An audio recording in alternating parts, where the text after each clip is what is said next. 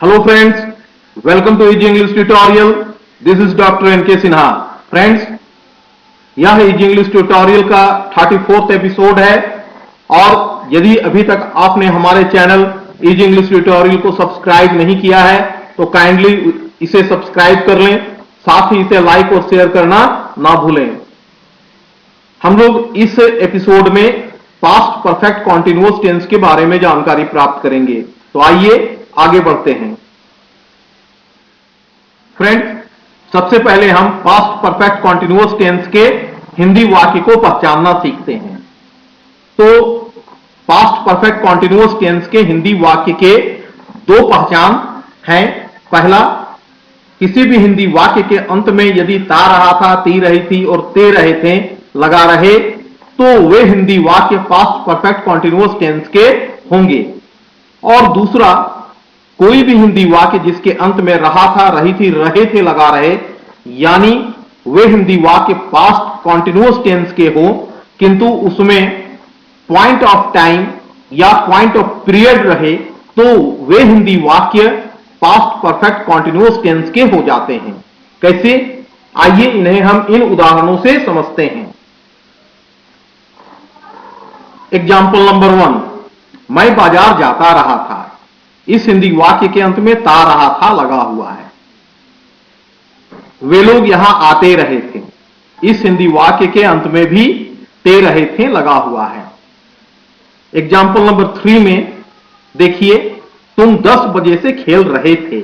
इस हिंदी वाक्य के अंत में रहे थे लगा हुआ है, जिस कारण यह हिंदी वाक्य पास्ट कॉन्टिन्यूअस या पास्ट इम्परफेक्ट टेंस के होंगे।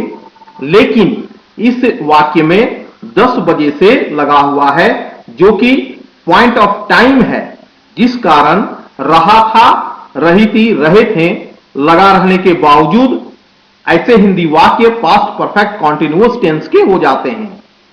इसी प्रकार एग्जाम्पल नंबर 4 में देखें, सीता 5 घंटे से खेल रही थी।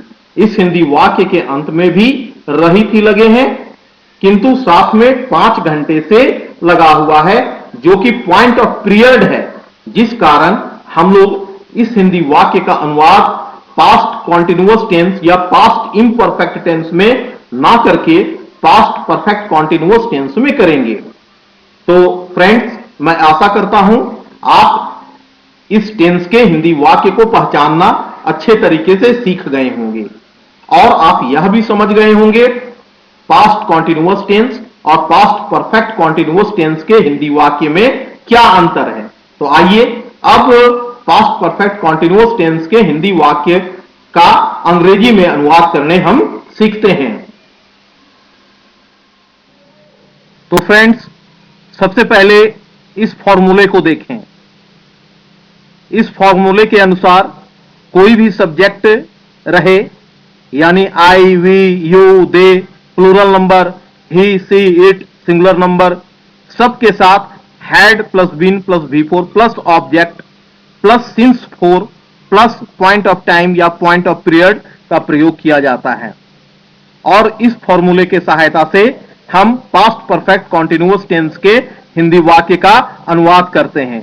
तो आइए इस फॉर्मूले के सहायता से हम पास्ट परफेक्ट कॉन्टिन्यूअस टेंस के हिंदी वाक्य का अनुवाद करें और उसे इन उदाहरणों के द्वारा समझें। इन उदाहरणों को देखिए। एग्जाम्पल नंबर 1, मैं यह काम करता रहा था। इस हिंदी वाक्य के अंत में ता रहा था जुड़ा हुआ है, जिस कारण यह हिंदी वाक्य पास्ट परफेक्ट कॉन्टिन्यूअस टेंस के हुए। तो इसका अंग्रेजी में अनुवाद हम सिंपल सेंटेंस में करेंगे, I had been doing this work. Negative sentence में हम हैड के साथ नॉट जोड़ देंगे, I had not been doing this work, मैं यह काम नहीं करता रहा था। इंट्रोगेटिव सेंटेंस में हैड को हम सब्जेक्ट यानी आई के पहले रख देंगे, had I been doing this work, क्या मैं यह काम करता रहा था। और नेगेटिव इंट्रोगेटिव सेंटेंस में हम इसे लिखेंगे, hadn't I been doing this work, क्या मैं यह काम नहीं करता रहा था। या फिर हम इसे लिख सकते हैं, had I not been doing this work. आइए इसे हम एक दूसरे उदाहरण से भी समझते हैं। राम बचपन से अंग्रेजी बोल रहा था। इस हिंदी वाक्य के अंत में रहा था है, साथ में बचपन से जुड़ा हुआ है, जो कि पॉइंट ऑफ टाइम है, जिस कारण यह हिंदी वाक्य पास्ट परफेक्ट कॉन्टिन्यूअस टेंस का हुआ। और इसे हम सिंपल सेंटेंस में लिखेंगे, Ram had been speaking English since childhood. Ram बचपन से अंग्रेजी बोल रहा था। नेगेटिव सेंटेंस में हम इसे लिखेंगे, Ram hadn't been speaking English since childhood. Ram बचपन से अंग्रेजी नहीं बोल रहा था। इंट्रोगेटिव सेंटेंस में हम इसे लिखेंगे, had Ram been speaking English since childhood. क्या राम बचपन से अंग्रेजी बोल रहा था? और नेगेटिव इंट्रोगेटिव सेंटेंस में हम इसे लिखेंगे, hadn't Ram been speaking English since childhood. क्या राम बचपन से अंग्रेजी नहीं बोल रहा था? या हम इसे लिख सकते हैं, had Ram not been speaking English since childhood. तो फ्रेंड्स, आइए इसे एक अन्य उदाहरण से हम समझते हैं। हम लोग 2 घंटे से पढ़ रहे थे। इस हिंदी वाक्य के अंत में रहे थे हैं, साथ में 2 घंटे से जुड़ा हुआ है, जो कि पॉइंट ऑफ पीरियड है, जिस कारण यह हिंदी वाक्य पास्ट कॉन्टिन्यूअस टेंस या पास्ट इम्परफेक्ट टेंस के ना होकर पास्ट परफेक्ट कॉन्टिन्यूअस टेंस के हुए। और सिंपल सेंटेंस में हम इसे लिखेंगे, we had been reading for 2 hours. हम लोग 2 घंटे से पढ़ रहे थे। नेगेटिव सेंटेंस में हम इसे लिखेंगे, we hadn't been reading for 2 hours. हम लोग 2 घंटे से नहीं पढ़ रहे थे। इंट्रोगेटिव सेंटेंस में लिखेंगे, had we been reading for 2 hours. क्या हम लोग 2 घंटे से पढ़ रहे थे? नेगेटिव इंट्रोगेटिव सेंटेंस में हम इसे लिखेंगे, hadn't we been reading for 2 hours.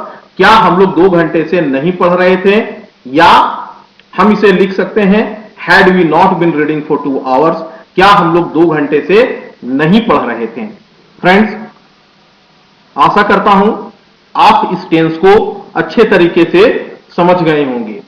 आप इसके फॉर्मूले को सबसे पहले याद कर लें और फिर उसकी सहायता से जिस प्रकार उदाहरण में आपको बताया गया है, ढेर सारे छोटे छोटे वाक्यों को बनाएं और उसका अभ्यास करें, जो आपके लिए बहुत ही लाभदायक होगा। किंतु एक बात ध्यान रखें, आप हमेशा पॉइंट ऑफ टाइम और पॉइंट ऑफ पीरियड पर केयर करें, क्योंकि साधारणतः रहा था, रही थी, रहे थे, रहने पर कोई भी स्टूडेंट ऐसे हिंदी वाक्य का अनुवाद डायरेक्टली पास्ट कॉन्टिन्यूअस टेंस या पास्ट इम्परफेक्ट टेंस में कर देता है। आप इस ओर से सावधान रहें। फ्रेंड्स, आशा करता हूं इजी इंग्लिश ट्यूटोरियल का यह भाग आपको पसंद आया होगा। पसंद आने पर आप हमारे ट्यूटोरियल को सब्सक्राइब करना ना भूलें, इसे शेयर भी करें और लाइक के बटन पर जरूर क्लिक करें। साथ ही अपने बहुमूल्य कमेंट से भी हमें अवगत करवाएं। धन्यवाद। थैंक यू वेरी मच कि आपने हमारे इस एपिसोड को देखा।